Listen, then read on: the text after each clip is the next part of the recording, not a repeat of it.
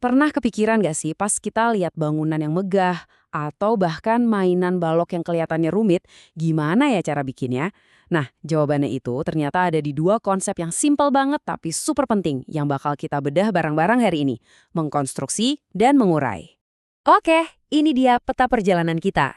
Kita mulai dari yang paling dasar. Gimana sih sesuatu yang kompleks itu bisa lahir dari hal-hal yang sederhana? Terus, kita bakal dalami seni membangun dan membongkar.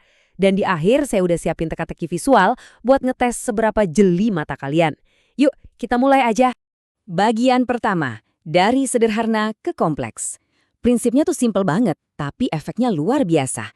Intinya, semua hal yang kelihatannya besar dan rumit itu, ya pada dasarnya cuma kumpulan bagian-bagian kecil yang disusun dengan cerdas.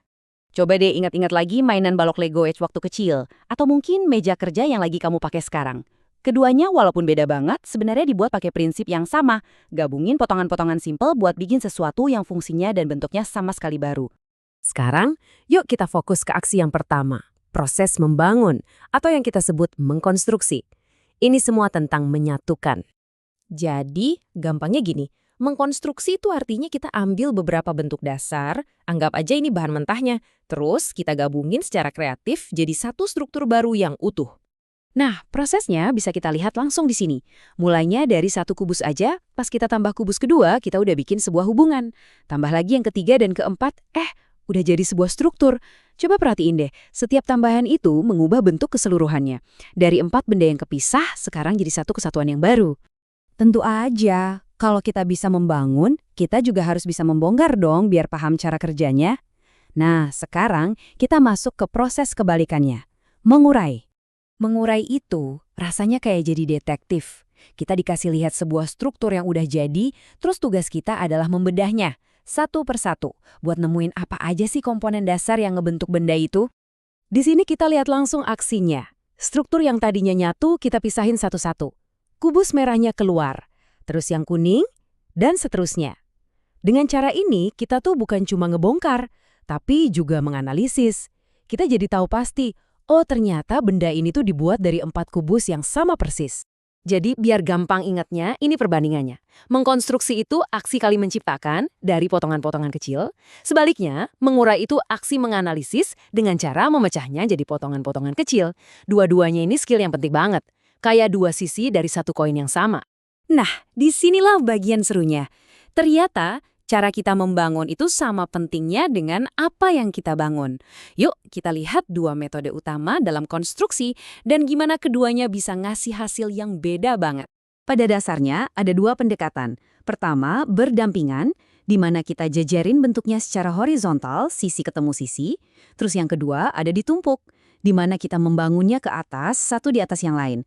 Coba kita lihat gimana cara kerjanya di dunia nyata. Oke, kita ambil contoh pertama. Misalkan kita punya 3 balok ini.